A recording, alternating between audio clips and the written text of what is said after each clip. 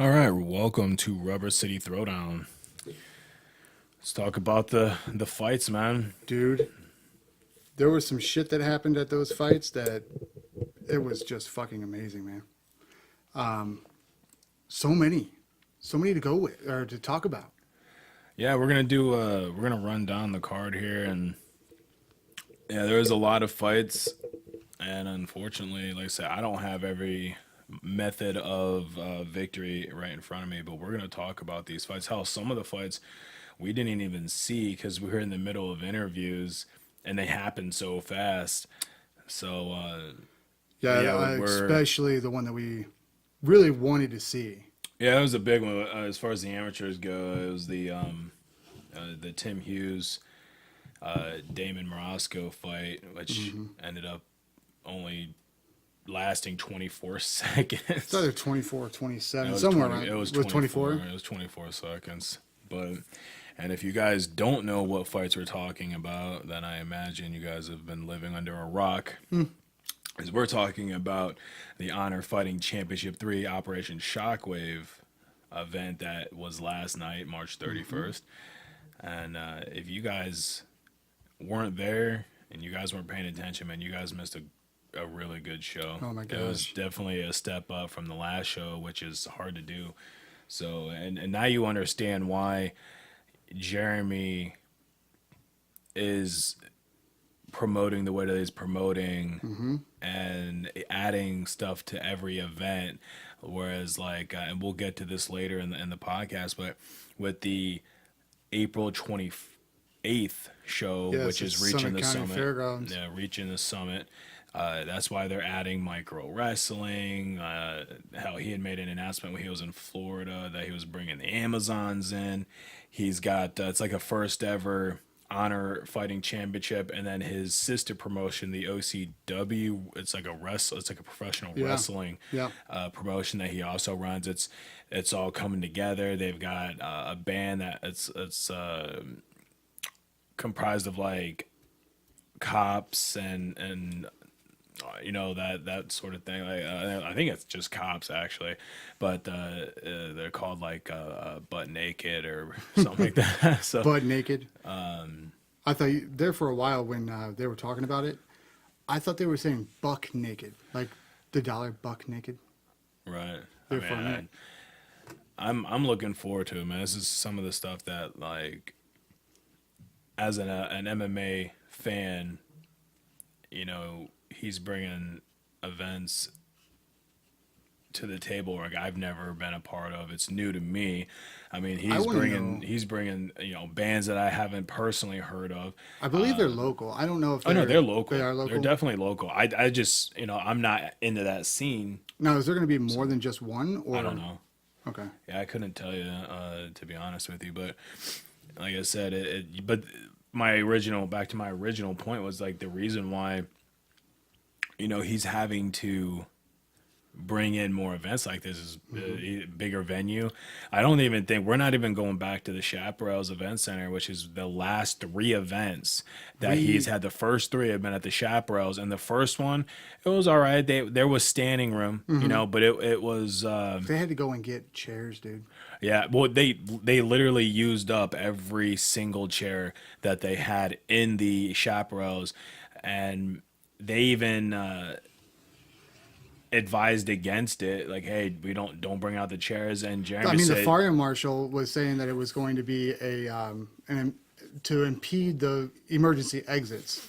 right. So they put him right on the other side of the damn wall. Yeah, I mean they were doing as best they can to add as many tables, to add additional chairs, and ended up using every single chair that the Chaparrals Event Center had, Hmm. which is a lot of chairs. And like I said, we weren't kidding when we said that they were literally selling standing room. No, I mean, it was there was when we were doing when we came back because unfortunately we weren't able to get all the pre-fight interviews right away, so we had to wait until the fighters came back. You know, it's a grueling process to cut weight, man, and I feel for all these fighters out there. right. So like the weights were done, and then they got to go and do their thing. So we came back, and we were still doing pre-fight interviews before or when they were getting their doctor's sign off. Right. And we hit it. We actually we did a good job at that too. I mean, like Yeah, we did. We recovered tried to pretty get well. I think we everybody. had 11 pre-fight interviews in the morning, and then a lot of guys left because I mean, I say yeah, a lot of these guys are making weight. They just want to make weight and they want to go eat, and then rehydrate. Well, But still, we ended up recovering, and we needed like eight. I think we were 18 interviews shy, and we came back around 4 o'clock, and we just started pulling fighters, and we ended up getting all but I think one pre-fight. right. And, there are some out there that, some people are in this sport just to be a part of the sport and love the sport that much. And, we completely understand if you don't feel the necessity or want to be a part of the interviews or anything like that. I give So, two shits if you want to be a part of it or not. Like I said, if you don't want to be a part of it, then and there's like Damon Morosco, he declined pre-fight interview last show. He Right. declined it again this one, and I get it. Maybe it's just not part of your pre-fight plan. Right, You're right. got to get into a certain mindset before a fight, and And the other thing was is that we were 15 minutes away from showtime, and they were saying that the line was still wrapped well, around they had the to start. building. They couldn't start on time because the line was wrapped around the building still, and And the mezzanine and the bottom portion of the floor was already completely full for the most part. right. I mean, there were still people coming in. It kind of seemed like the entirety of the show there were constantly people coming in, and I was floored. Like we thought that last time was packed. right. I mean, these fighters that were coming in, man, we had some huge names out there, and we found out exactly the kind of caliber that some of these fighters are, especially the ones coming in from out of town or over the border or anything like that. I mean, seriously, Alexa, man. Alexa was a big one for me. Like I didn't know how big a name he was. I had never seen him fight, and Right. like I said, if you haven't fought locally, at least for us in the last year, chances are We're not gonna know we're not going to anything know who about you are you. because, I mean, I had been off the scene for years, Right. and Aleska, he let's call him Lexi. Lexi, Hello, Alexa. he's 2-0. He's 2-0 as a professional, now 3-0. Right. And he was 4-0 as an amateur. So I obviously wasn't around for his amateur career and the beginning of his professional career. So I didn't know virtually anything about this guy. So all I knew is that this was going to be a hell of a main event because both fighters and Alan Bose, who was coming in from Jacksonville, North Carolina, they were both undefeated, both amateur and professional. So having a fight like this come in, I was like, yeah. And it wasn't until I was talking to one of his fans before the fight, Right. and he was like, Alessia's about to put this guy to sleep. Oh, And I was like, oh yeah, you think? He goes, yeah, like where the hell have you been? Right. And I'm like, I've never seen him fight. And he's like, you've never seen him fight? Like Right. shocked that I hadn't. And I mean, apparently this guy's been, he's been following Lexi's career since like day one. He's like, no, this Lexi's on a different level. Like this guy's on his way to the UFC kind of thing, and Dude, the he's a amount strong of- style fighter. So Right. he's definitely at the right spot. He's definitely at the right people. He's got the right people around him right now. I mean, hell, the hoodie that he was wearing was given to him by Like Stipe Miocic. So I mean, he's a sparring partner. He's Right. a sparring partner with the UFC heavyweight champion of the Right. world. So he's definitely got the right people surrounding him. So I'm intrigued now. I was talking to this fan, I was talking to this guy, and I just became intrigued and watching him and yeah, he's like, watch, just pay attention. He's gonna hit that switch. And he did. He Oh hit my that God. switch. He first hit him with a looping left. I Right. know we're completely going out of order here. With this That fight, was our guys. main event fight for the night, guys. He- I he caught apologize. him- no, he caught him with a looping left that staggered him in the first, and that was the first indication for me. I was like, oh wow, this guy's got some hands, and Right. And then he caught him after that, put him with down. that shovel, and all of a sudden the dude hits the freaking ground, and that's when that switch that you were talking about hit. Man, that guy exploded like a freaking I mean, flea. you see that a lot on the professional scene anyway. You're going to see a lot of that when a fighter gets hurt, you knock a fighter down. It's that It's that, moment that where you explosion. It's that burst of adrenaline. You're gonna get on top of them because you know that this is the moment. If you're gonna stop the fight, if you're gonna win the fight, here it is. You know the guy's hurt. He's dazed. He's just not there. And the referee's gonna stop it. So you're gonna get that burst of adrenaline. You're gonna get on top of him and catching up with Lexi afterwards and the post fight. unfortunately, mean, oh my god, that was so horrible that it happened. as it happens, We wanted to get this post-fight interview with Alexa, and unfortunately, we had a technical malfunction. Oh yeah, we didn't even notice it until this morning. Apparently, Right. our lavalier mic, the battery, something. I don't know if the battery died or if something had switched. It was like midnight. We were tired, and Right. it was like the one video that we actually didn't check audio on. And it was the last interview that we did, and unfortunately, though we got the interview, we have no audio, so we weren't able to actually post the post fight interview with Lexi after that fight. But just being there and everyone who was there. And we do apologize, It was. Alexa. It does really suck. So if you do watch this right now or here in the next little while, we want to get you onto Face or onto Skype or if you've got Hangouts or something like that. We want to get you on here, put you on the TV, and get that post-fight interview. It is a big thing. So Yeah, we won't. We definitely fuck or f sorry f the yeah, we're gonna have to start hitting a button or we something. have to do the no cursing button now, right? F the post fight. At this point, we want to get Lexi on the podcast. So I want to get to know this guy, this fighter, a little bit better, man. It's Now Lexi's out of where again? Cleveland, right? Cleveland. Yeah, he trains with Strong Style, and Right. you, We need to go up to Strong Style and see if we can go in there and take some photos or find out what we can possibly do. yeah, it's one of those like you don't necessarily know you're welcome until you try Right. kind of thing.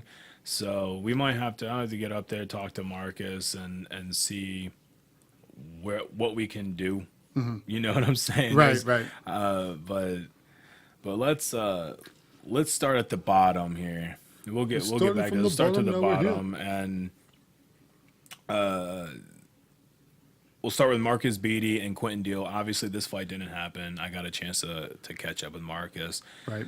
quite a bit. We actually did a pre-fight interview with him. His opponent, I guess he has a history of not showing up.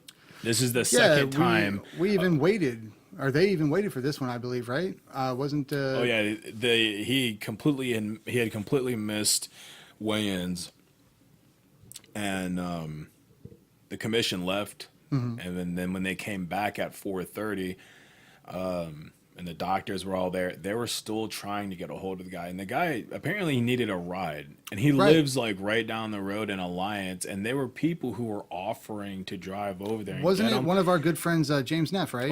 Yeah, James Neff was saying like he's like, dude, I'm in Canton, like Right. I'll go get the guy. He was coming back from Alliance, he said. So, He's like- driving right past. Yeah, So, and Quentin was obviously he was trying to get a hold of like Josh Murphy, I believe, the DJ, Right, yeah. and trying to hit him up for a ride. And then but then like people were like, okay, we'll go get him, but then the fight couldn't- just right. the fight just ended up falling through, and Marcus was there the whole time. He actually gained 11 pounds to take this fight. He was taking this fight out of pure anger because of the last time they were supposed to fight. Right. He did the same thing, and Marcus even said it himself. It's partially his fault for putting his trust in an opponent like this, putting his trust Right. into Quinn, and thinking that he was actually going to honor it this time. And first you know, time, so- shame on me, or shame on you. Second Yeah. time, shame on me. So, type but deal. Marcus seems hungry, seems motivated, and his Right. head's in the right direction. So hopefully we get him an actual opponent who's going to want to fight, who's going to want to show up. And I mean, Scott Corbin was pretty upset about that. So yeah, Scott was pretty upset. Well, that's a life It's of a a thing. matchmaker, though. Yeah. You know, he's going to get upset. You're going to have fun. That's why you overbook a fight, because you anticipate guys are not going to show up. You anticipate fighters fights getting scratched. So where you overbook a fight. I believe there were 18 fights were originally were booked, and then 3 ended up getting scratched. And we'll catch up on a couple more of the other 2 fights that were scratched as well. But moving on to the first actual fight was with Austin Bailey out of T County Boxing Academy. Right. And Doug Lewis out of Pickle, Ohio, with Fightopia, and Oh, man. that was actually a pretty good fight, man. Like Doug had him in a rear naked choke for a Yeah. good portion. He was cranking on that neck a little bit. He wasn't quite under the chin, and Austin fought through it, and ultimately ended the first round trying to get a guillotine himself on a Doug, Right. and then yeah, in the second round, Doug Lewis came out and caught him in a triangle choke. So Right. I And it was a believe that great transition, too. I mean, they were fighting back and forth for a while. Well, yeah, it was real good. You know, it was Doug ended up winning by second round triangle choke, and it was what 2 minutes. 2 minutes and 15 seconds, I think. 2 minutes and 44 seconds in the Oh, I in was the way second off. round. Yeah, caught him in a triangle choke, and that was both fighters' debuts. So, and we actually caught up. He was excited. I was excited. Oh, man. man. That was the first post fight interview that we did, and Right. he was pumped. You know, it's nothing is better. There's besides winning a title.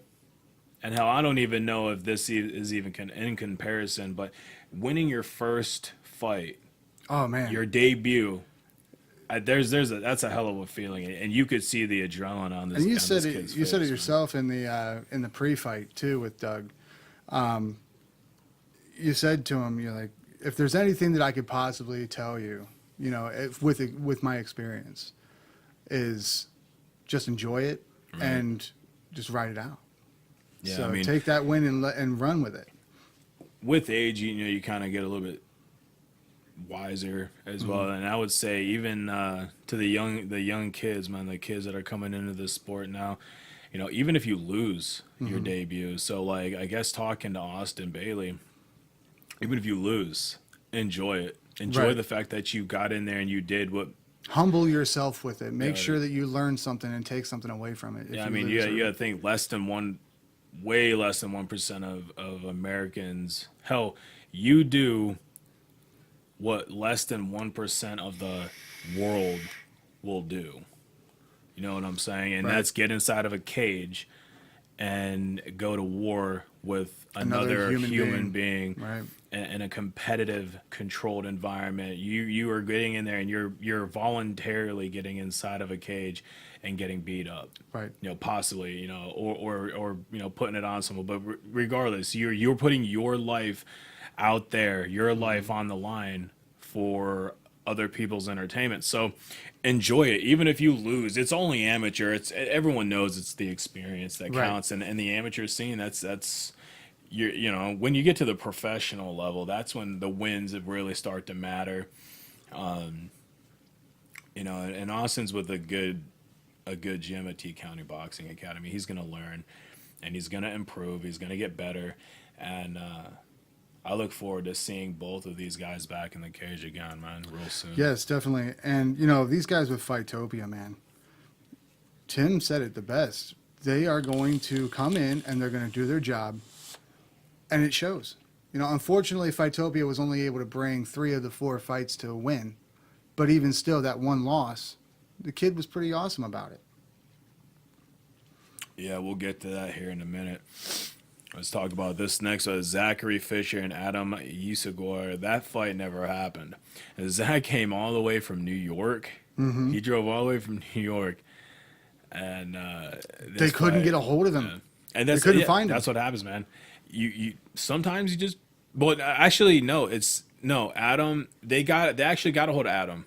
Did they get a hold of him? Apparently, what happened. Adam had contacted a matchmaker and said, "Hey, I'm not going to make weight." And then- that's oh, it's that's a right, basic and then- cop out. First off, it's a basic cop out Right. when you don't want to fight. Mentally, if you're not there, sometimes it's just better to be honest than to Right. try to make excuses. Okay, the dude mentally wasn't there. He probably wasn't on weight. So what did he do? Hey, I'm not going to make weight, so I don't want to take the fight because he's trying to get out of the contract. Right. You know, he contract up. He did it. You know, and So he is that signed a fight, and that's what he did. So he goes, "Hey, I'm not going to make weight." So instead of canceling the fight, Scott contacts Zach and goes, "Hey, man, You want to bump up. He's not going to make the weight. His opponent goes, yes, we'll bump up. Right. Scott ends up, contacting Adam. Hey, here, your opponent said that he'll bumped up. Again, he's under contract. So Adam still declines the fight. And Scott goes, hey, man, listen, this is very disrespectful. This is disrespectful to your opponent. He's coming all the way to New York, from New York, and he's willing to bump up and fight you. You're in breach of contract. And Adam's response was, no, it's not breach of contract because I didn't make weight. No, your opponent verbally agreed to bump up. You didn't even come bumped in. up.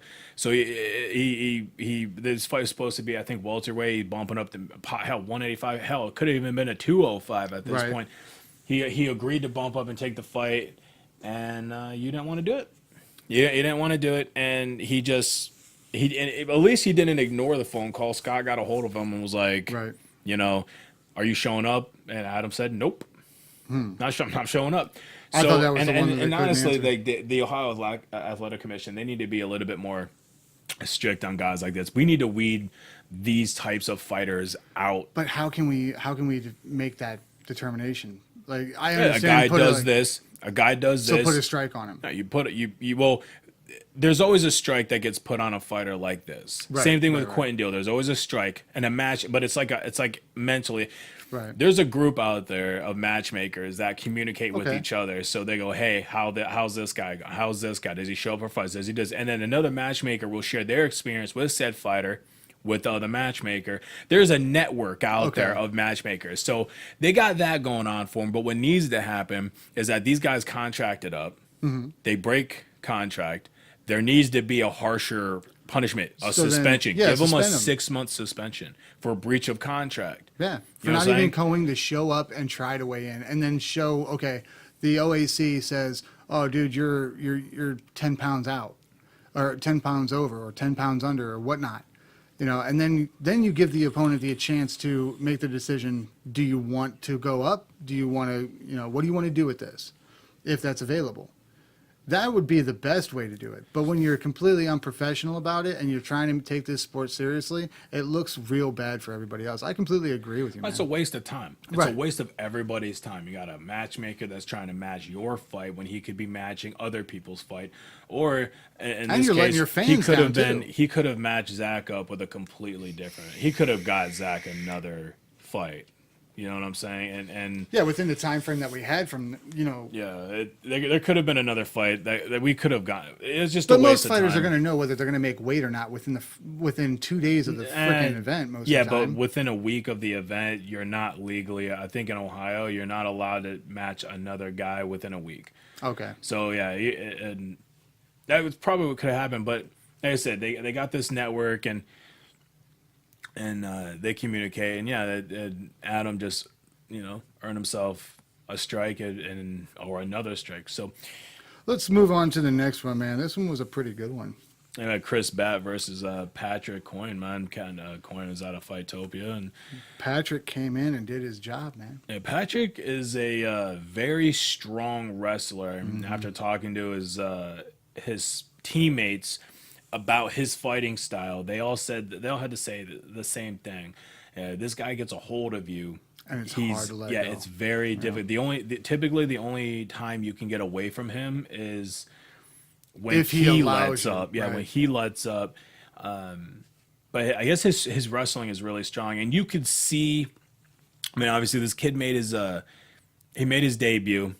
Patrick made his debut. He was fighting Chris Batt, who was had already fought once. He was 0-1, and like you could see the inexperience in Patrick, right? Obviously, and you kept going for like a.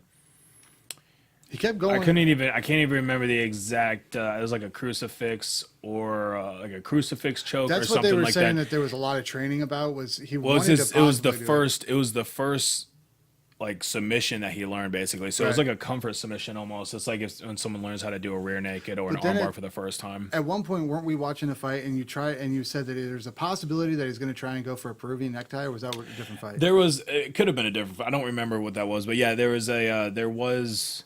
And it could have been this one actually, because just because of the positioning, there was a position where the fighter could have at least attempted a Peruvian necktie. His hands were locked in the right place. His left leg was in the right position. All he needed to do was swing his right leg around over top of his right arm, and he would have sunk it in. Now But that's a position that or a submission that I've never seen. I've heard you say it once or twice, but I wasn't it's sure. a difficult.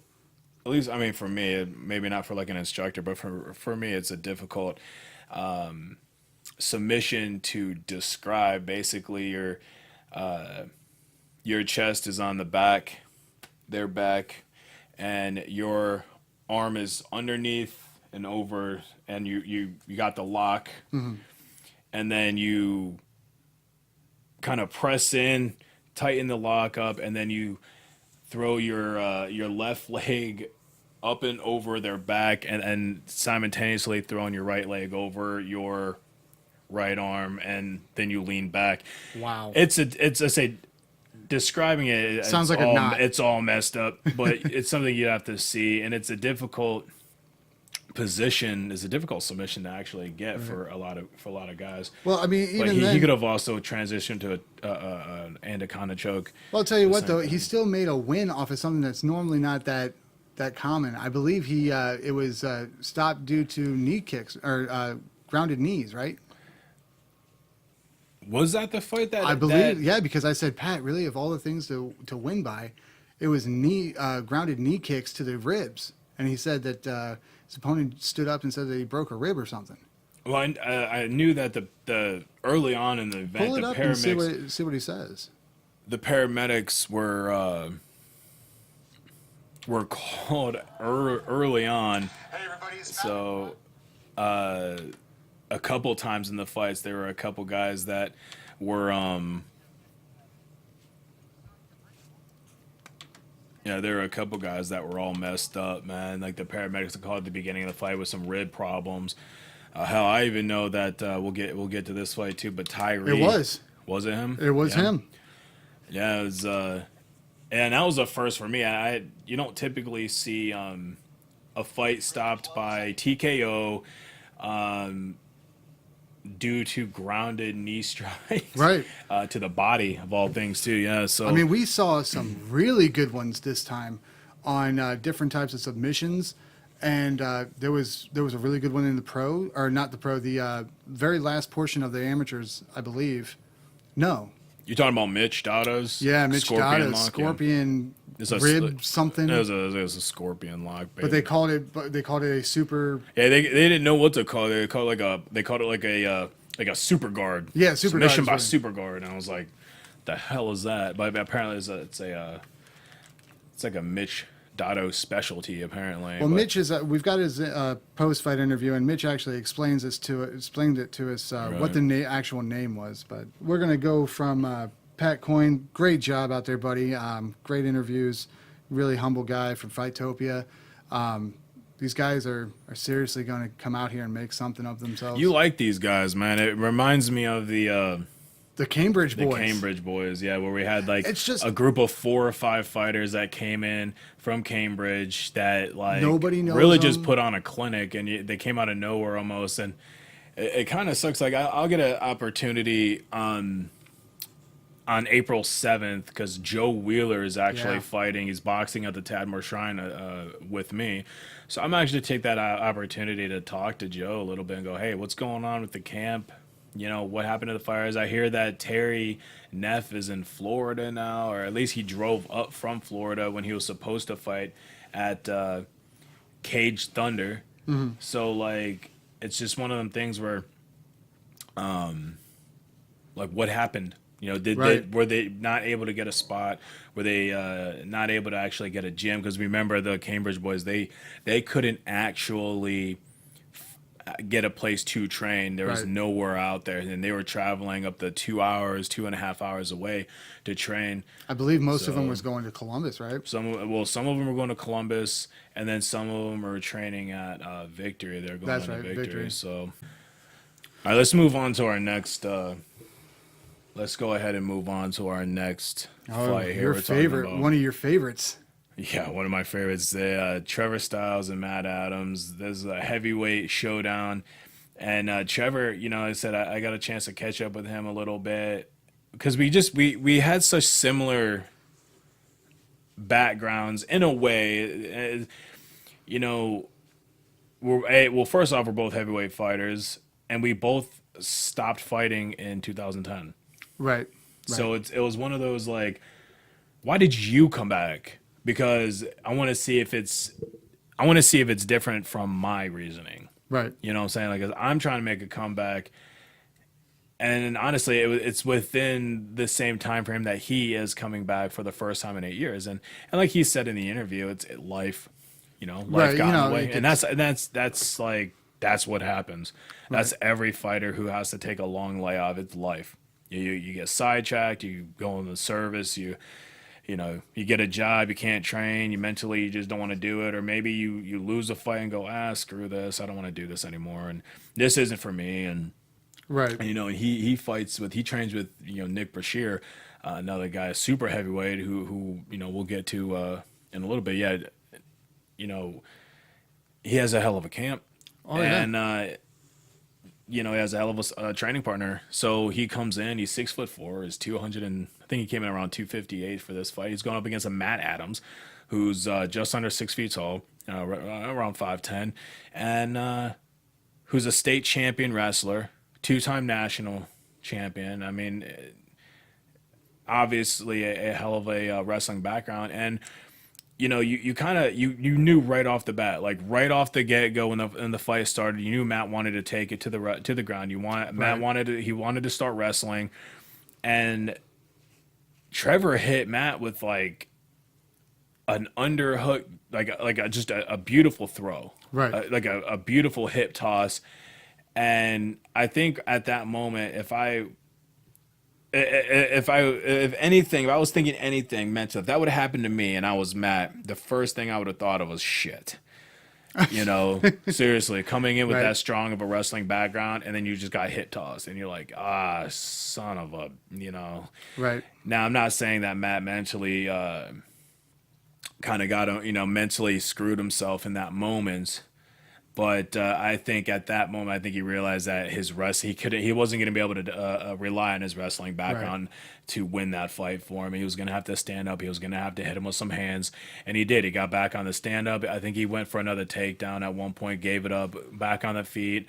Ultimately, though, Trevor, they threw the hands, and he ended up catching him. It was a first round TKO due to strikes, and it was a good fight. I mean, I didn't expect that fight to make it out of the first round, to be honest with you. I didn't either.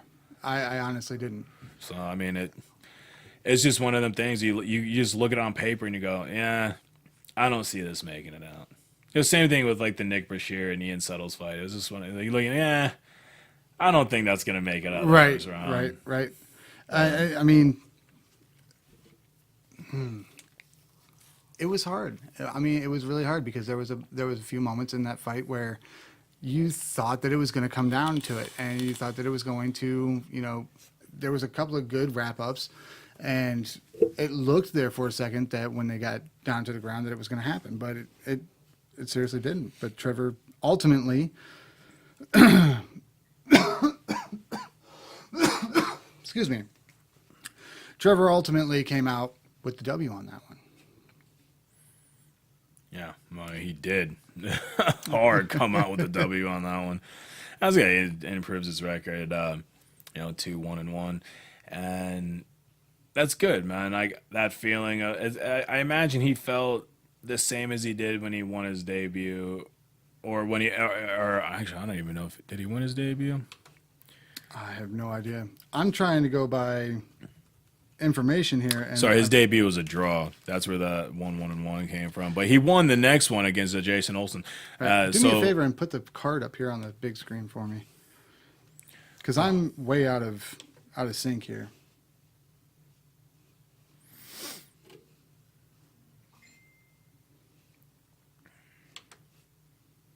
That was not the proper bell. But no, while we're doing that real quick, I just want to give a big shout out to Honor Fighting Championship. They did some things that we weren't expecting exactly. We are the official media outlet for them and the voice of Honor Fighting Championship. And it's just, I loved it. I loved being there. I loved the fighters there. I just, man, I'm still riding the high, pretty much.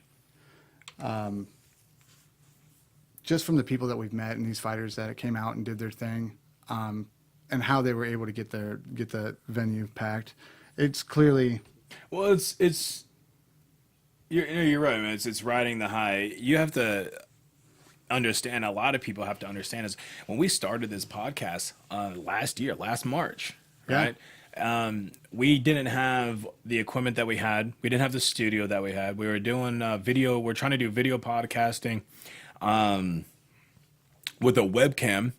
We didn't have these microphones. We didn't have the proper mixer. We didn't have the proper equipment, and then we didn't have the proper information. So like we were trying to script podcasts. We were trying to get as much information about all these fighters. We were basically just diving in and didn't know anything about what was going on. I just figured because I didn't think anything changed. I was like, nothing's changed. Not much has changed since I fought. Yeah, Right. wrong. It's been 10 years, or sorry, 8 years since I fought. So yeah, a lot has changed in the mixed martial arts community, and especially locally. There was a lot of promotions that are no longer around anymore. There was a bunch of BS that was going on. But yeah, there was a lot of drama that unfolded that happened around us where we didn't know where a specific fighter was training out of. We got called out publicly for that. There were people going on other podcasts that were trashing us. It was a hard time. So like we went from that ultimately getting hooked to up with doing what Brian we Clark. did. Well, we did like I think a total of like 7 or 8 podcasts last Right. year. This is our 5th, Right. and we've only been back for 5 weeks. We're Well, literally doing one a week, whereas last year we were only able to do 8 for Right. the whole year. I mean, we came under contract with Honor, and we just decided to run with it 100%. We linked up with Brian Clark, who's the general manager for Honor. I got offered to do commentary for the promotion. We got picked up as a sponsor. Jeremy Caudell is all about us. We're all yeah. about them. We're gonna grow with this promotion. So we built the studio. We got the equipment. Yeah, it's a lot different. Yep. But not to veer, I don't want to veer off Right. too No. far We track. can keep going.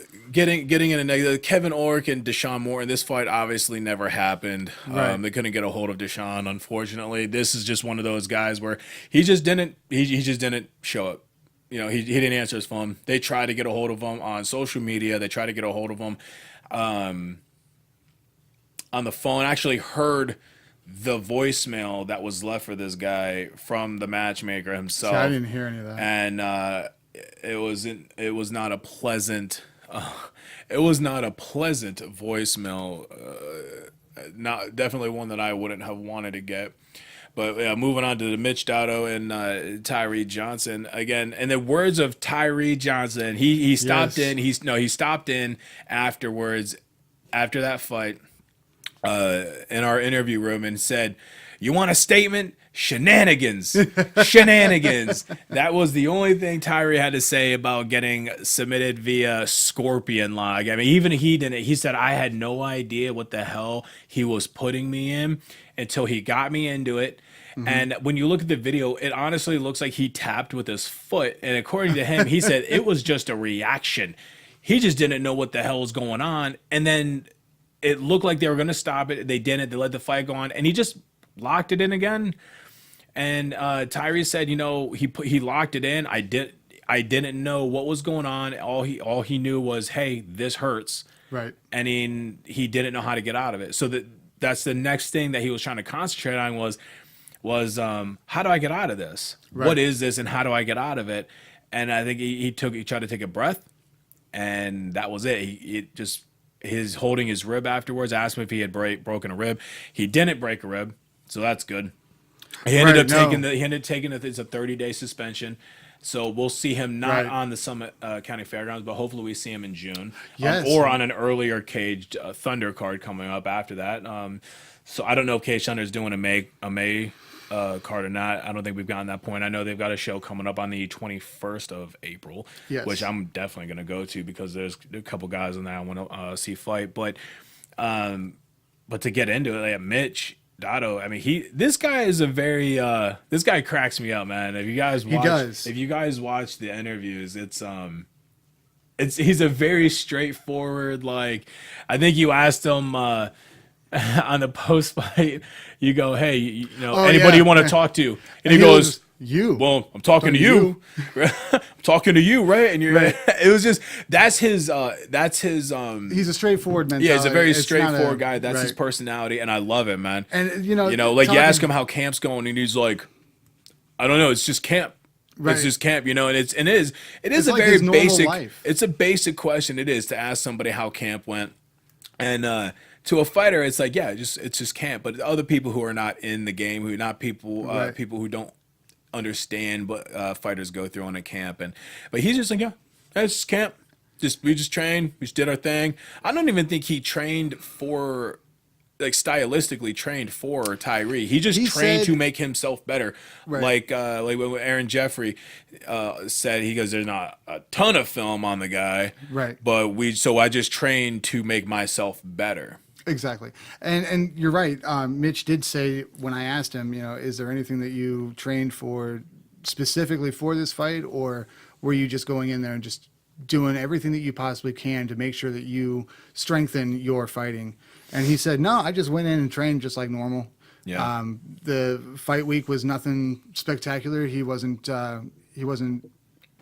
doing anything specific. He just went in and did his job. Yeah, and I think sometimes, I mean, that's what we had to do back in the day, man. There wasn't all this YouTube videos and YouTube footage and Hell, there social was media footage of your fighter, man. I actually YouTube got was so new that people were still trying to figure it out. You only have one fight on YouTube. right. I mean, I got the rare opportunity of talking to a guy that I had fought in my second MMA fight. He trains at Iron and Soul, which Right. is like where Jennifer Hicks and James Pfeiffer Yep. trains out of, and I got to talk to him at Troy Brown. And that's my one fight that's on YouTube was against him. Right. And he even told me, he goes, they told him that I was a stand-up fighter. And don't get me wrong, they're not lying, but I took that fight to the ground. I didn't even know who Troy Brown was. I didn't even know what he looked like until I was standing across from him in the cage. That's what I fought with. That was back 10 years ago. That was 11 years ago. That's what we had to deal with. Now there's footage of guys out there. There's a lot of information of guys out there. But still, that's that old mentality, that old school mentality where you're like, you know what? I don't care stylistically what my opponent does or who he is. He could be a black belt in jiu-jitsu. He could be a Golden Gloves boxer. I'm going to make myself better. I'm going to train to make me better. And then if he can beat me, then go for it. Exactly. That was that mentality. So Where you're leaving everything at the door when you walk out of your camp and you're going straight into this cage, and then you come with what you've got. yeah. You either take it or leave it. That's exactly. And I And appreciate it. With Mitch's last fight, losing a hard-fought battle against Joe Wheeler, it left a bad taste in his mouth. And I think him getting the first-round submission against Tyree Johnson, I think that's gonna improve his confidence. It's gonna make him better, improving to 6-5 on the amateur level. So let's move on to our next fight, man. Somebody get this guy a beer, Fred Davis. I love this guy. He man. walks in with one too, and he goes, "Hey, Norm, guess what?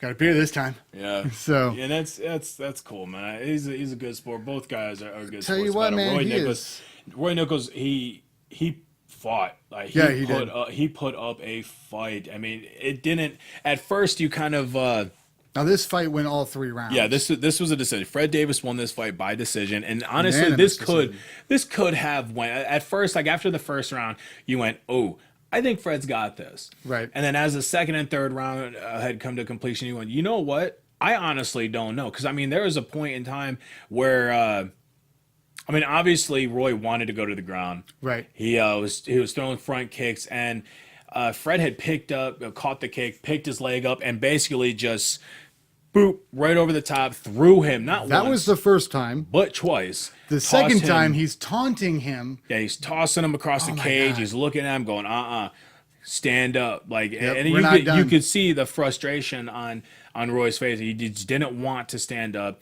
Both guys. I'm not saying that both guys' cardio needs work, but both guys' cardio needs work. And I told Fred this Right. too when we came in for the post fight. I even told his coaches. Yeah. And his coaches go, "Wait, what? Fred looks what?" I said, "Oh, Fred looked tired." Oh yeah, we And- both did, and then his And his corner coach- man and everything, they're both looking at us going, "He looks what?" And I said it the second time, and they It's looked. kind of they like all they looked at Fred. Fred. They looked at Fred with the "I told you so." Like, This kid's gonna give you a workout. yeah, like I told you so. You probably need to concentrate on your cardio a little bit more. But hey, Fred's 42 years old. He's in the Masters division. Right. What do you expect, man? Him coming in here and going.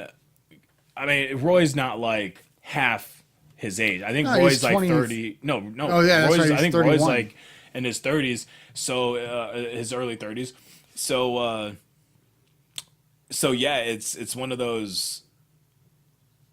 It's one of those. It's not half his age, but obviously he is 10 years. 10 years the elder of Roy Nichols. So like, cardio is going to become a factor, even Right. when you hit your 30s. It's not like this guy. It's not like Roy was in his early 20s or anything like that. And just for my own mental record, I want to look at that. How old is Roy? Actually, yeah, he's 35. 35. He's 35. Yeah. Okay. Okay. So yeah, 'Cause he's that's what not even I was 10 looking- years. He's not even 10 years. His junior. He's what, 7? Right. Jesus. Yeah. I mean, so yeah, cardio is obviously going to be an issue for both of these fighters, Right. but still though, they still went all 3 rounds. All 3 rounds, and then Fred And advanced his record to continue, 5-4. They continue to improve, especially Fred. Man, Fred I think is on a 2-fight winning streak now. So like, because he won his Yeah, he last fight did against win Matt his- Matlock, and then now Cage he's Thunder, right? Yeah, and then he just beat Roy Nichols. But seriously though, like, we covered Roy And last one, or Honor Fighting Championship 2, Yeah. and I think that fight ended in like the first or second round. So to go all 3 rounds against Fred Davis, and it was a good matchup, It was a and good fight. and they both were very excited to be able to fight at a height where they're both the same. Fred was definitely excited about fighting another guy that was his height. Right. He's That was used to fun, being yeah. with 6', 6'1" Right. guys. And then same with Roy. I mean, hell, the last time Roy fought, he was going up against what is 5'7", 5'7" or 5'8", I believe. He may have been 6 foot. I can't remember. Yeah, I don't know. All I know is because I mean Fred's 5'6", Roy's listed as 5'5". Right. So all I know is that Fred was happy. He was excited to actually fight a guy his own height.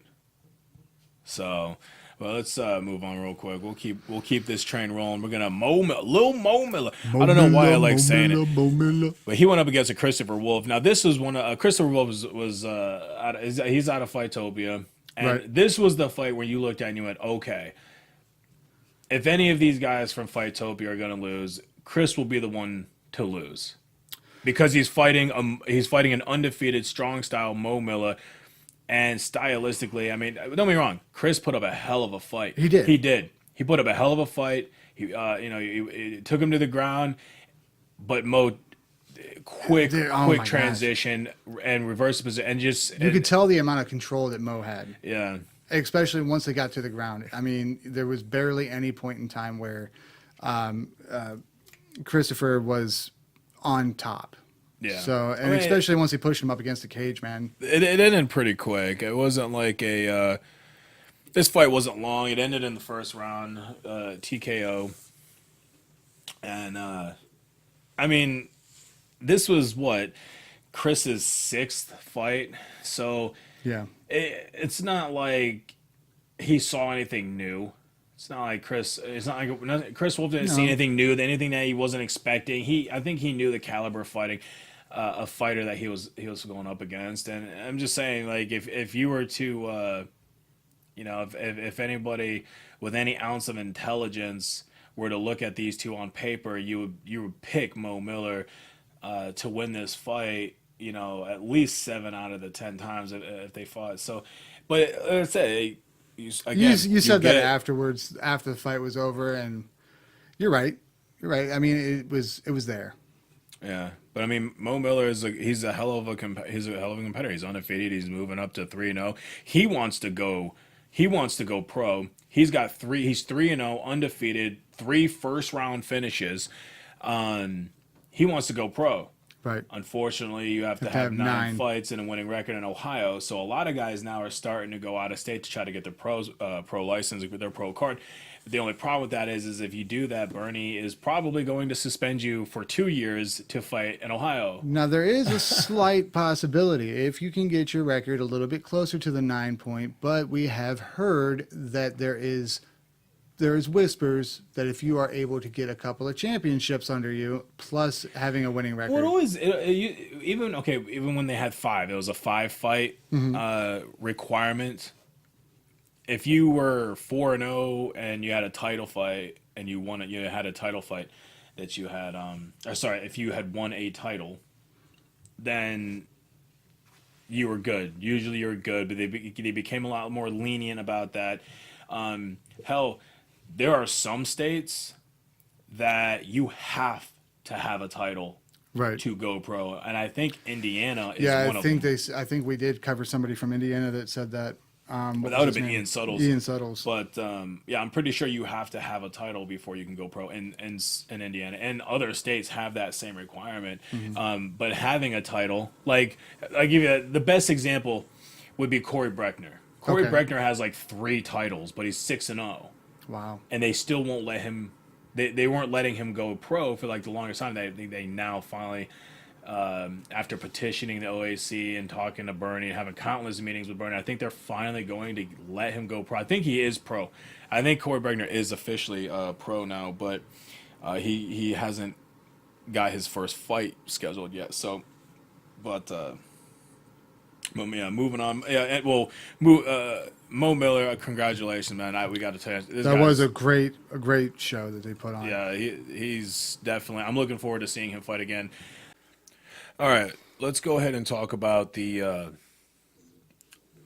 Robert Presley and Luke Chokin fight. This one went all 3 rounds. Yes, it did. And this one was definitely a hard fought battle, man. It actually looked like Robert Presley was gonna squeak this one out, especially in the first round. But both fighters were going back and forth, and ultimately, Luke came out the victor, Right. won by unanimous decision.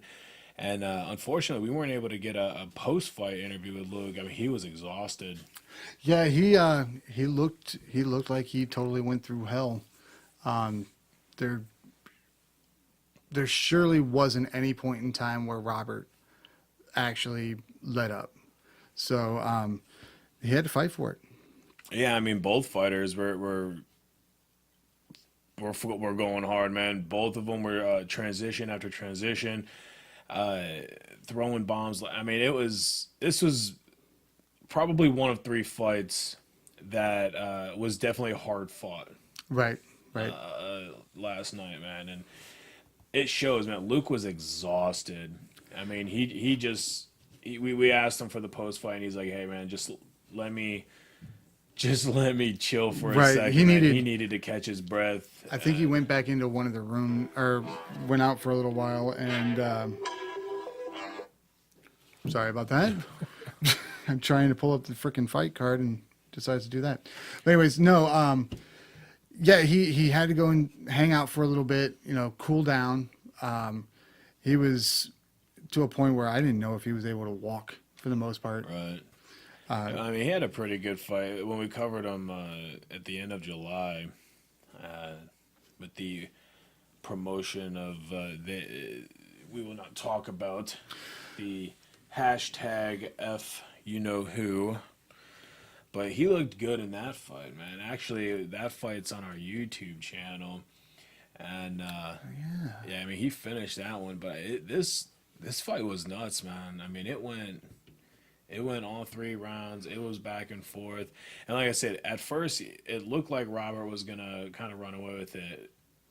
because because I'm Luke trying to kept trying. remember. Luke was going after the. I mean, it was obvious. Luke was trying to go after the takedown. Right. You know, it was pretty I hard. don't think I was outside with you at the time. I think I may have been in the room. Yeah, it's possible. I would say it was a long fight, and it said Luke was definitely taking to the ground. Both fighters were going to the ground, and like Right. I said, they were just going into transition, and but it was an exciting fight, and I think that was one of the fights where I was like, I think that it could have went either way, but like it wouldn't have surprised me if Robert would have won, Right. but you know, it's just one of those fights. But we'll go ahead and move on to The fight that we both missed. yeah, the we were literally in an interview Oh my gosh, during this dude. fight. I was so it was excited the about this fight too. the Damon Morosco Tim Hughes fight, and Tim we Hughes. knew the fight. We knew the fight was getting ready to start, and we're in the middle of an interview, and our interviews have literally were like a minute, no more than 2 minutes. Right. This fight ends in 24 seconds. And you know what? Both fighters said the same thing. I mean, we had a quote from Damon Morosco. I apologize for mispronouncing your name. And his quote or his comment was prior to, our pre-fight interviews. It was on Facebook. I believe that he let you know about it. That it would not, no matter what, it will not be going 3 rounds. And we confirmed that with Tim, and Tim says, pretty much. Or wait, no, that may not be them.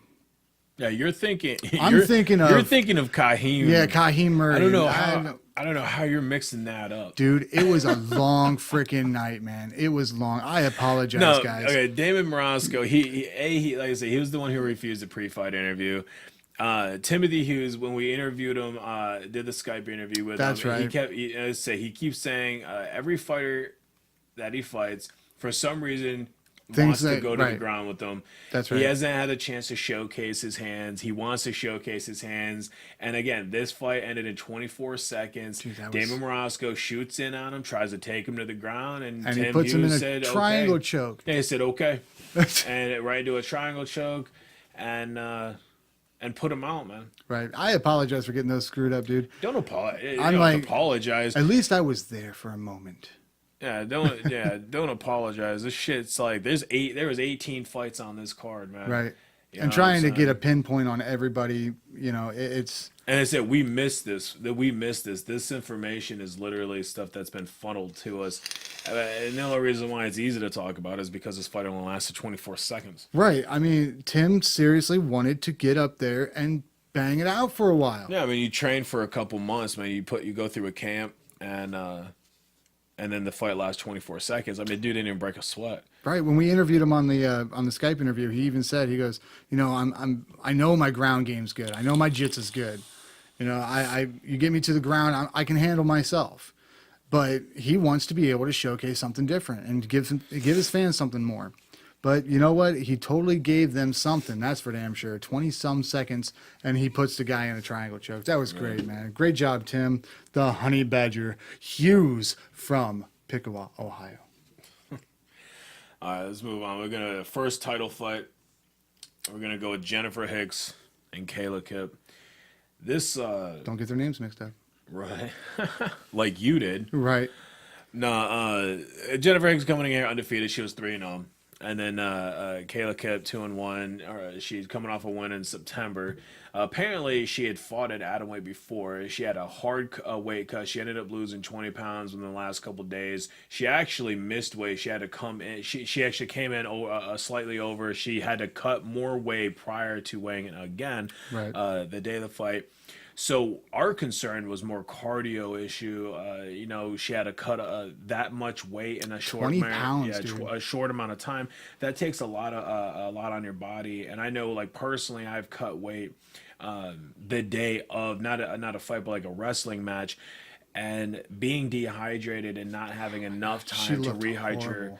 Yeah, well, I mean, it just. Like I say, like Jennifer will turn around and Kayla. I'm mixing up Look names. at you go. Kayla said that when she's fit, she's usually like what, 97 pounds or something like that, or was that Jennifer who said that? Shit, I don't even remember. It might have been Jennifer who said it was she's fit, she's 97, typically walking around at 97 pounds. But no, Kayla, she says yeah, the hard weight cut that does a lot to your heart.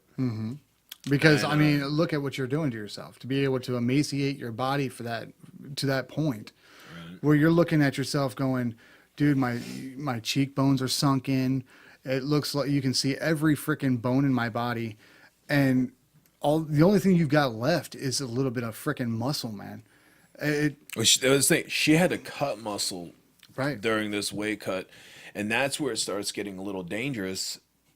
Because and like I said, when you have to cut that much weight, especially when you're cutting weight still cutting weight the day of the fight, you take time away from your body to rehydrate, and like I said, that does something to your heart. And this fight went all 3 rounds. This probably It was bloody though. if I was to give like a fight of the night, okay, performance of the night, I'd probably give to like to Lexi. You know, Right. first round, TKO, he finished it. Probably performance. Fight of the night. If I were to give it to 2 fighters, I would give it to this. I would give it to them.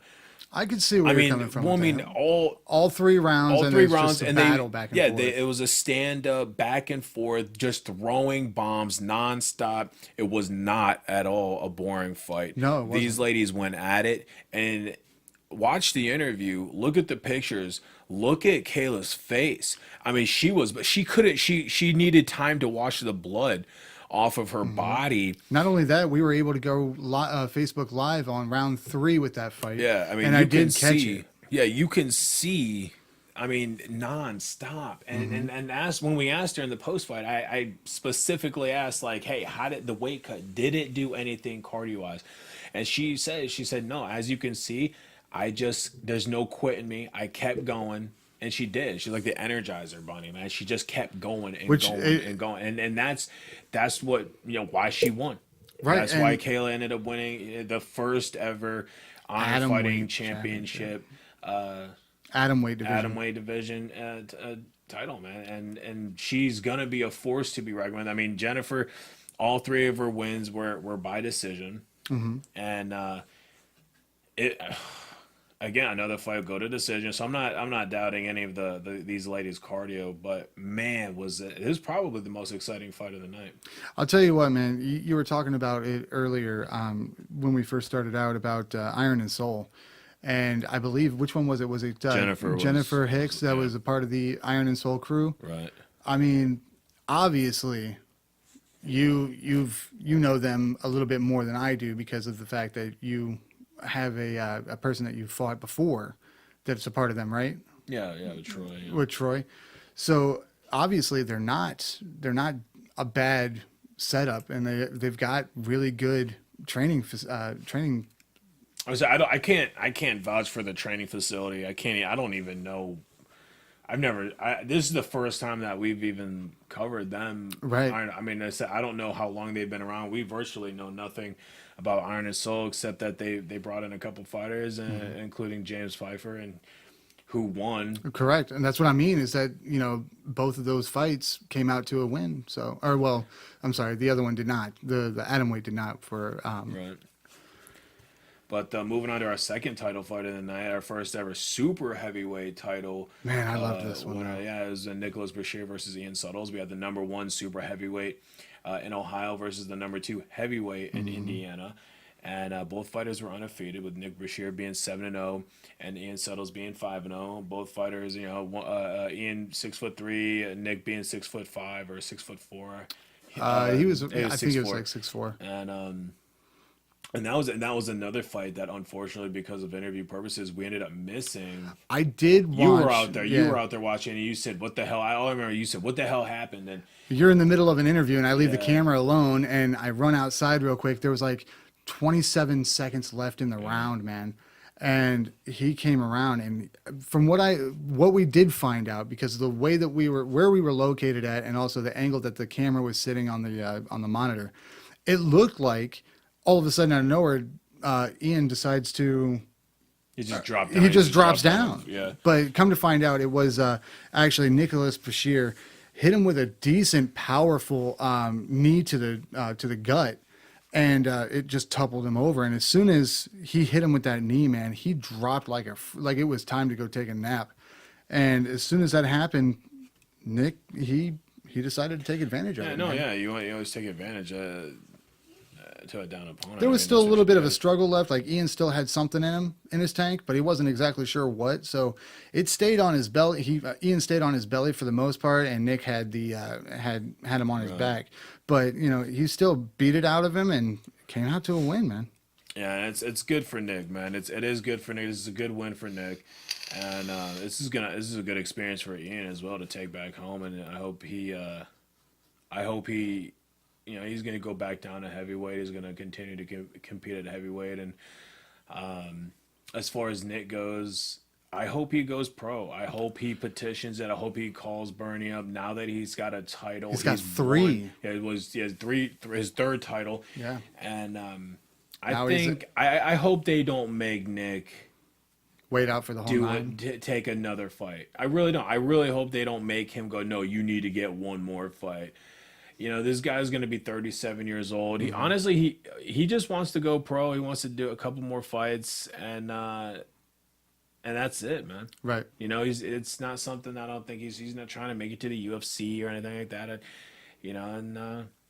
I give him props, man. He's going to put it away. He just wants to he has a goal. He wants to hit that goal and retire. And I hope he retires undefeated. I hope he does. I hope I hope he goes pro. I hope he takes a couple professional fights, wins them, and then just retires. Yeah. And he retires as an undefeated professional mixed martial artist. I think that's a good accomplishment to have in his life at his age. And I wish Nick the best. Right. Yeah, definitely. He was Tyree great. Johnson basically said the same thing. Tyree wants to fight long enough to go pro. He wants to win a couple fights in pro. Do his thing and retire. Right. Yeah. I mean, we'll find out.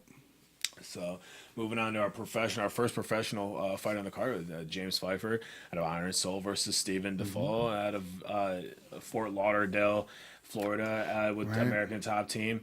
And again, this is the first professional fight. It went to decision. James Pfeiffer had come out the victor, improving his record to 1-1. Right. So, and this was another hard fought win.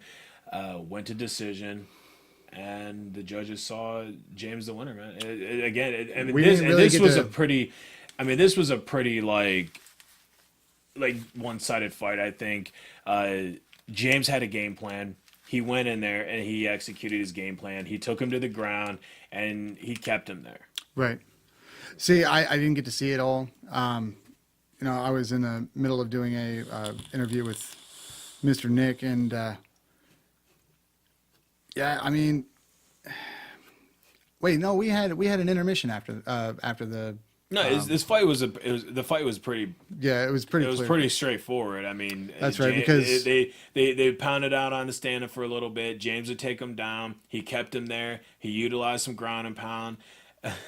and if the fight would get stood back up, That's it would right. go back Okay, to the that's ground. that It one. was That's right. pretty cut and dry. I mean, I Yeah. remember saying I think it was like in the second or late in the second round, early in the third. I remember saying like, if this goes to the judges' scorecard, man, I was like, James is gonna win this. There's no way.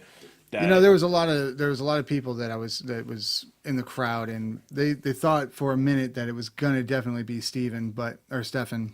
it's Steven. Is it Stephen? They seriously thought that it was going to go to Stephen because of the fact that they seriously believed that he landed more. But I don't know. I honestly, maybe you're getting that shit confused with the Chad Kelly Aaron Jeffrey fight. But I definitely saw it one-sided. I definitely saw this as a one-sided fight. Oh, I was just talking about the fans, the way that the fans were looking at it. They really wanted this guy to come in there and do some damage because of his training and because of where he's coming from. I mean, he's flying all the way in from Florida, and that's what they wanted. I myself, I wasn't even sure. So I didn't even get to see it.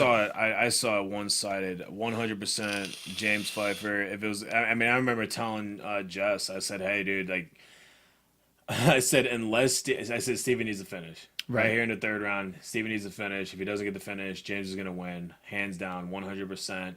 I mean, he controlled every aspect of that fight. There wasn't a moment in that fight where I thought that Steven was going to win that fight. Okay. Now, in the Chad Kelly Aaron Jeffrey fight, Now that one that win, one, that one I actually said, huh, I could actually see Chad winning this fight. right. It could go either way. Again, this one went to decision. It was a very back and forth. Um, this one, as opposed to the James and Steven fight, where the James would take Steven to the ground and Right. keep him there and control the every aspect of the ground for the most part. Chad Kelly and Aaron Jeffrey, this stayed on the feet for the most part, Right. and these guys were just slugging it out. And this one where the crowd booed when Aaron won, Aaron coming in from Hamilton, Right. Ontario, whereas Chad Kelly is the local fighter out of Cleveland with strong style. And yeah, this one where the crowd actually booed. They wanted to see their hometown boy win, and I'm actually surprised. You don't see that very often where a hometown.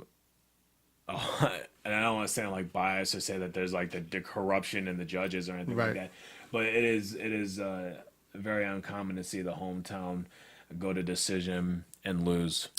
Well, I mean, So Aaron Jeffries, he said in there, when we did his pre-fight, because I asked him, I was like, coming from Canada, does that do anything for you? And this was off the interview. I didn't do it while we were recording, but what is it like?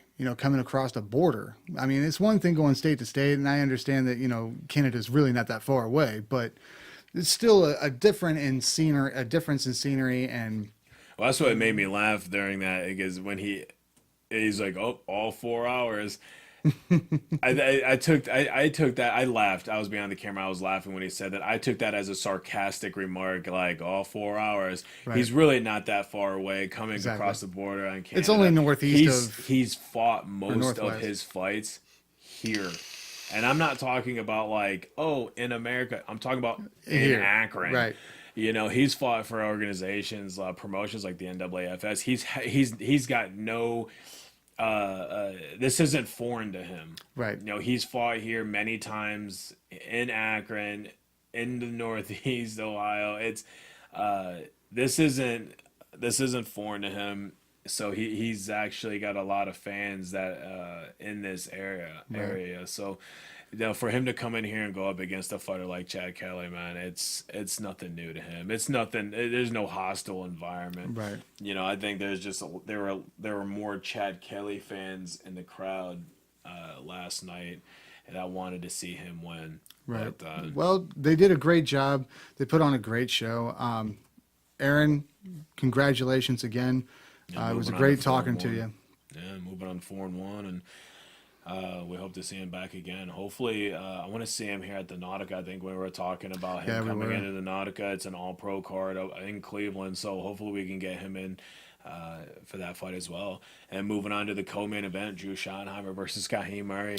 We had featured Drew. We did the in-depth Meet Your Fighter episode 1 featuring Right. Drew out of Victory MMA, and he went up against a game Kahim Murray, man. Oh, I mean, man. what can you say? Drew put everything on the line. Yeah, he did. Drew stated that though he started the way he wanted to start, it didn't end the way that he wanted it to end. Right. He felt that he could have done more, Right. and he took his hat off to Kaim. He did what he needed to do, and in the post fight interview with Murray, he said, he goes, "Hey man, I feel like my wrestling was there." He felt that anything that Drew would have done or showed him during that fight, he was ready for. Minus that sick Right. axe kick that Drew hit him with early in Yeah, the it fight. came. That It was came quick, and I don't. He obviously was not expecting another kick to come out, because Drew was putting that leg up there a couple of times beforehand. Right, yeah, you don't expect the axe kick. Right. When it lands, it kind of surprises you, and it's not necessarily a kick that you throw out to knock out your No, opponent. it's just it's a- kind of like throwing a front kick out there. It rarely hits, but when it does, it's nice. Right. So I think it was sick. It was a sick axe kick. but yeah, no. Like I said, Kahim did what he needed to do, and yeah, he called it. This fight wasn't gonna go to decision.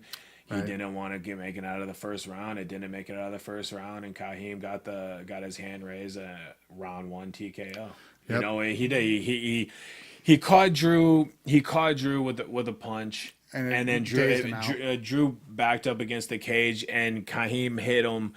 You saw it. Right. He hit him with the right hand, and when Drew dropped to the ground, it's not It was that one. Drew. It's It not was that he one knee, knocked. and he was up against the cage. It's not that Drew was knocked out. No. He dropped. He hurt him obviously, and and like Drew told us, there's no quit. There's no tap in Drew.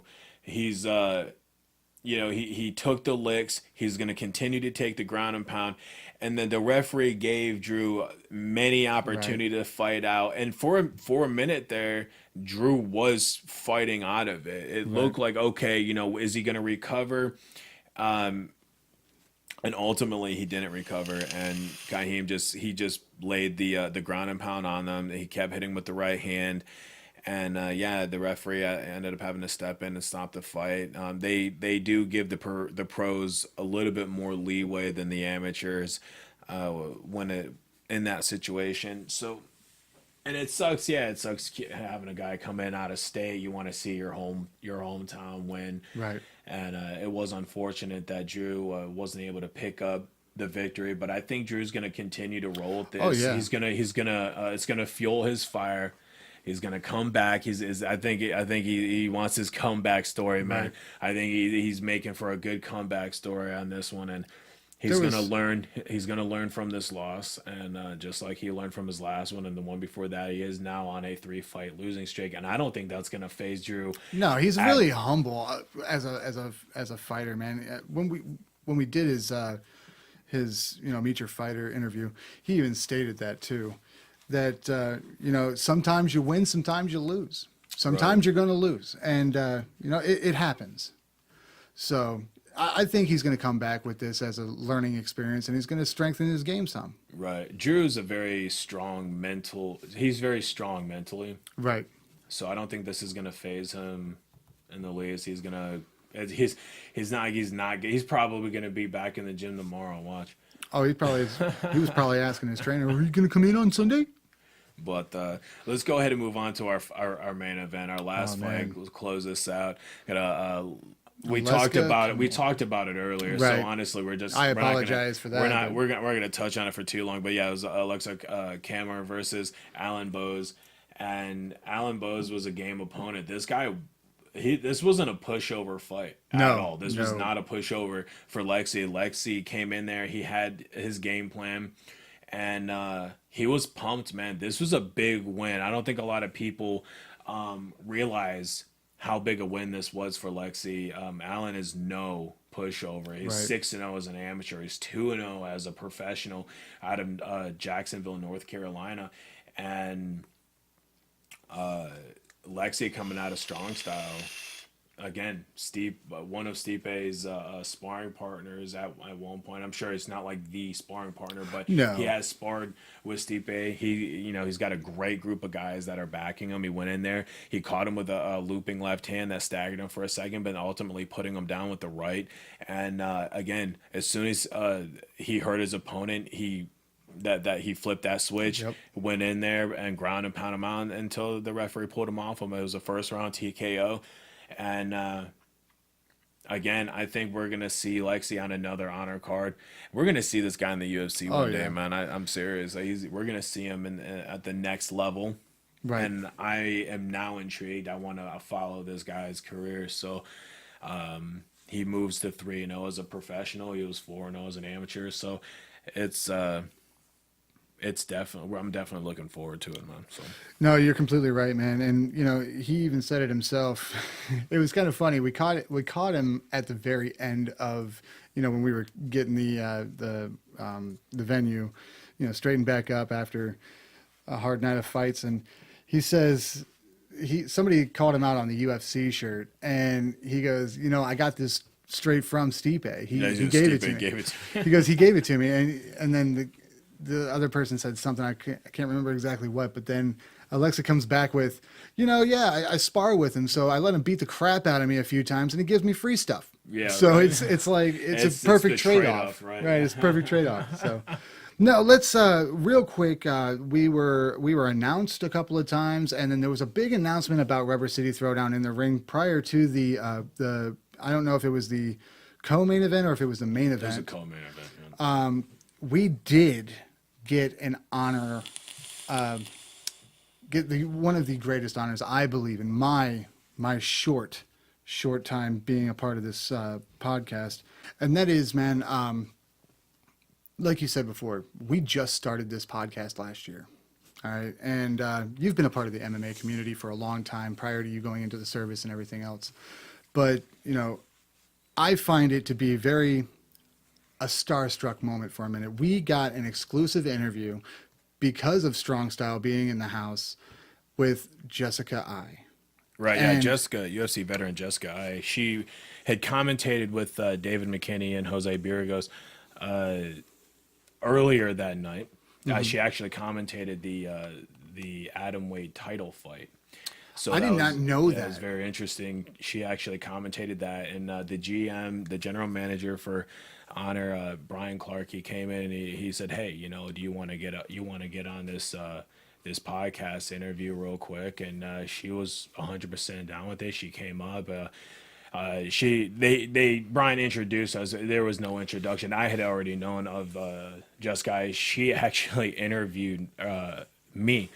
I was like, so when I seen her, I said, "Oh, the tables have turned," And So she that's what actually, you meant by that. yeah, she had interviewed me when I had my title fight with Josh Stansberry in 2007 for the NAAFS, and I remember saying, hey, everyone knows that this is gonna be a slaughter, man. Everybody knows that I'm going into this fight to lose, and she said, no, don't have that mindset. You don't want to have that mindset. Go in there positive. And she was a very positive individual back then. And she started with the NAAFS back, God, this was 11 years ago when female mixed martial arts wasn't really a big thing. They were struggling on getting her fights, and this was way before she was in the UFC.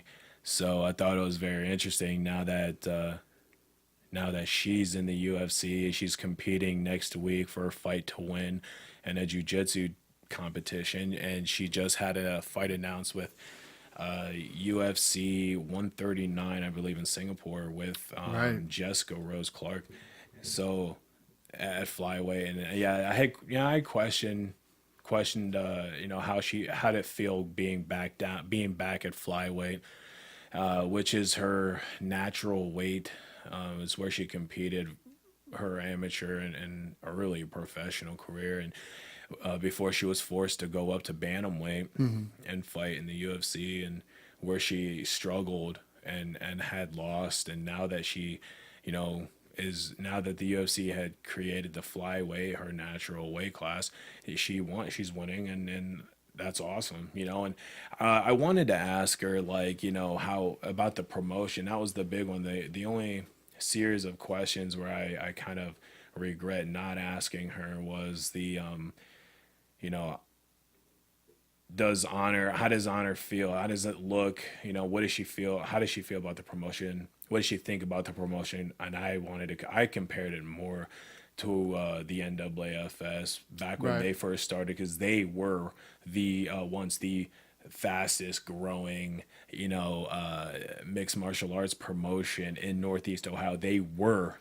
the promotion in Northeast Ohio at one point. So, and that's how I look at Honor now. So, and it was a good interview. Seriously, I thought it was a good interview. It was kind of intimidating because my interview with her in 2007 was just like over the phone, Right. whereas ours was face to face, and it was a good. She was out there signing autographs with fans. People were getting pictures with her. As soon as she came out the interview room, people were bombarding her, and Oh I yeah. think that getting the opportunity to have her on, you know, I thought it was awesome. you know. Right. No, and trust me, I enjoyed it myself. Oh, you definitely enjoyed it. Oh my You gosh. were I was you were behind like the a little camera, kid. dude. It's like John. It'd be like Brad Pitt just walked in and was like, "Hey, I want to be that." You were all for it. You know, I was But actually the calm, cool, and collective I was one. still calm. Don't make it seem like that. Like I wasn't jumping around, squealing like a little girl. No, you were professional I about it. was It was totally. just funny. It was just one of those moments where I'm standing behind a camera, and I told Norm before Jessica even came in yet, and I said to him, I was like, I have no knowledge of the sport Right. of UFC pros. I was like, this is all you, bro. And that was before I even found out that you knew her from the NAAFS. I didn't even know. So it was just that moment where I'm standing behind the camera from from the standpoint of we're a podcast that just started last year and we are part of a huge freaking promotion and we're doing an interview with one of the top contenders from Ohio. And it's just, oh my It's God, just this is not going to just not happen. one of the top This contenders of Ohio. Is I mean, she's uh, one of the top contenders in the UFC at the women's flyweight division. So, right. and And it was just, oh my God, this is happening. Right. And I said that too behind the camera. I was like, hold on, guys.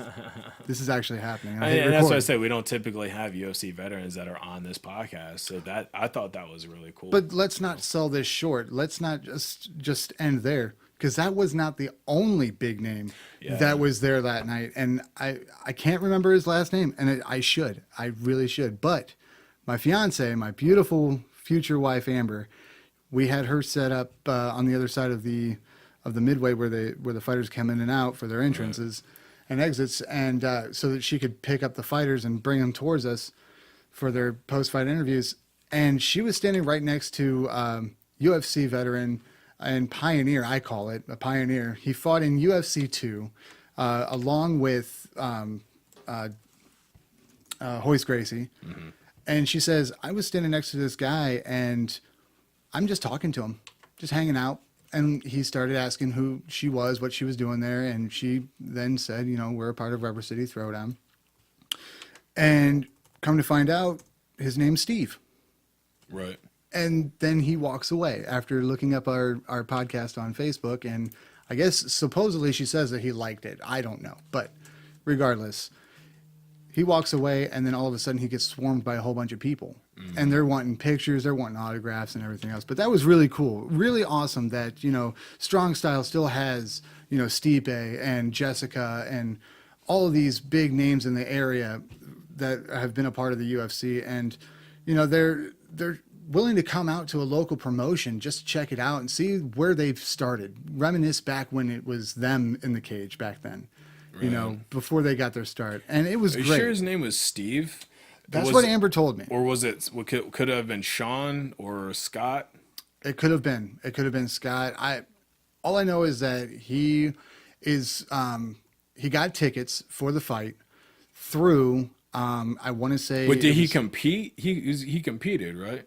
Yeah, he competed in honor or in UFC too. Sorry, in honor fight. Yeah, right. Funny. But I guess it was, from across the room, I hear our announcer, Josh Signs, yep, say that he got a phone call, and the phone call was this gentleman, and he says, "Hey, I'm available tonight. Are you guys still?" Do you guys have any tickets? And Josh goes, I'm sure I can find you something. Right. And gets him in there. So Josh would have to be the one to tell us exactly what his name was. No. But yeah, he's big name. We heard it and you knew it.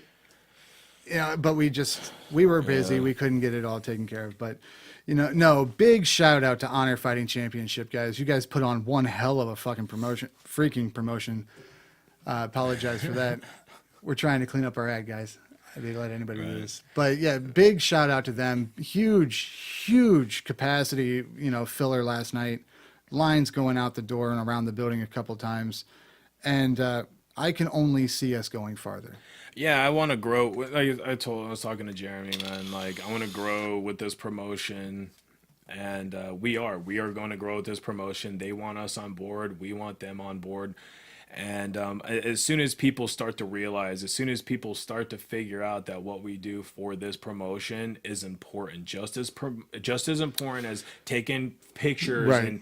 and and streaming live video for these guys, what we do is just as important, and eventually people will see that. And you know, like I said, I look forward to the future. And speaking of the future, uh, you know, next week we're going to start in on the Honor Fighting Championship for reaching the summit, the Talmadge, Ohio, at the Summit County Fairgrounds. It was Again, announced last night who all we were going to it's have been there. announced the last Oh couple my of weeks. gosh. They've been pumping it up. So Jeremy Caudell, we're man. now that Operation Shockwave is over, we're going to start pumping out reaching the summit. We're going to have the promoter Jeremy Caudell on the podcast in person at some point, either next week or the week after that. We're going to pump it. It's on the radio because of the iHeart Radio sponsorship with the Honor Fighting Championship. They basically have like, here's your platform, pick it. Right, exactly. But yeah, we want to, like I said, we're gonna start pumping into that. So we're gonna hit and end the podcast here. We've been on long enough. Right. And, I mean, there was so much to get through, and you know, we appreciate everybody that came out, everybody that had a great time. But number one, thank you, Jeremy Caudell. Thank you, Honor Fighting Championship. You know, you guys are great.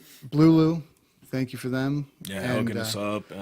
Brian Clark for again. I'll always thank Brian for getting us in touch with Honor and Josh Signs, Drew, Dave Myers, everybody that, you know, has been a part of our journey and has allowed us to be part of theirs. And until next time, guys. We'll see you.